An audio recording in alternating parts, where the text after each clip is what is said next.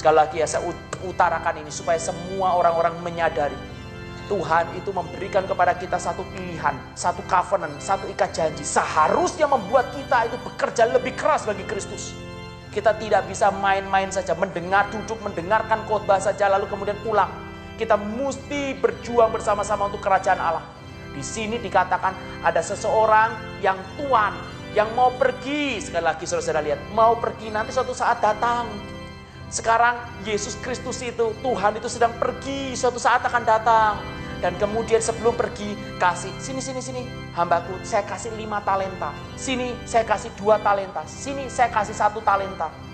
5, 2, 1 talenta. Itu adalah perumpamaan talenta. Itu bicara mengenai akhir zaman. Orang kalau tidak mengerti Alkitab, dia pikir perumpamaan talenta itu adalah, kamu talentanya apa Lisa? Nyanyi. Ya sudah nyanyi ya. Kamu talentanya apa Kosin? Main piano. Main piano ya. Satu lagi main gitar ya. Enggak, bukan itu. Itu 5, 2, 1 talenta adalah bicara mengenai penghakiman akhir zaman. Dan apa yang dihakimi di akhir zaman? Pertama, you bijaksana atau tidak? Tahu kehendakku atau tidak? Kedua, engkau setia atau engkau berubah hatimu? Dan ketiga adalah apakah engkau itu rajin kerja keras? Itulah sebabnya sekarang yang 5 talenta ketika tuannya sudah balik. Mana? Ini tuan 5 talenta. Aku sudah bisa menghasilkan 5 talenta. Silahkan masuk ke dalam satu kerajaan. Yang 2 talenta menghasilkan 2 talenta. 1 talenta, engkau orang yang jahat Tuhan. Lalu kemudian, hai hambaku yang, apa saudara? Harus ingat. Hai hambaku yang, ayo apa? Enggak, bukan bicara tidak setia. Jahat dan malas. Saudara ingat ya. Jahat dan malas. Saya sudah pernah khotbah di sini, saya ulangin lagi ya. Kenapa ya Tuhan cuma bilang malas saja cukup dong? Tuhan tidak usah bilang jahat dong. Betul ya? Malas saja cukup dong. Itu kan malas. Saya beritahu saudara ya, orang malas pasti jahat. Sudah pasti. Orang malas pasti lakukan kejahatan. Saudara lihat. Ya. Nanti kenapa kok nilainya jelek? Tidak ada alasan lagi. Gurunya sentimen sama saya. Lihat aja. Dia nyalahin orang lain.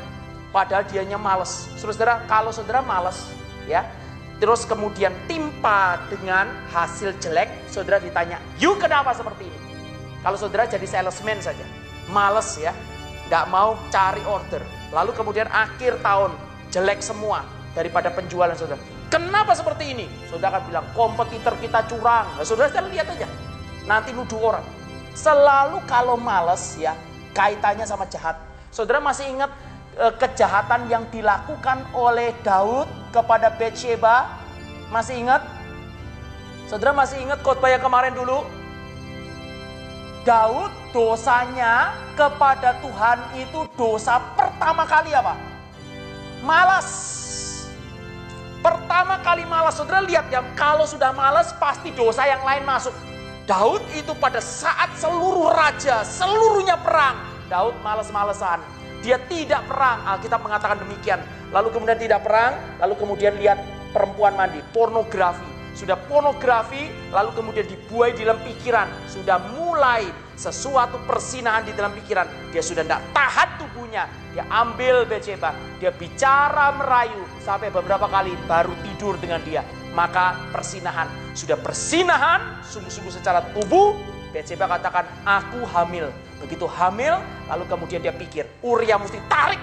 Uria suaminya ditarik, yuk pulang dah ke rumahmu, nanti engkau seneng-seneng sama istrimu. Pikirnya supaya Uria sama Batsheba bisa tidur bersama-sama. Kalau dia melakukan hubungan seks, maka 9 bulan kemudian nanti anak lahir. Uria pikir anaknya dia. Jahatnya luar biasa.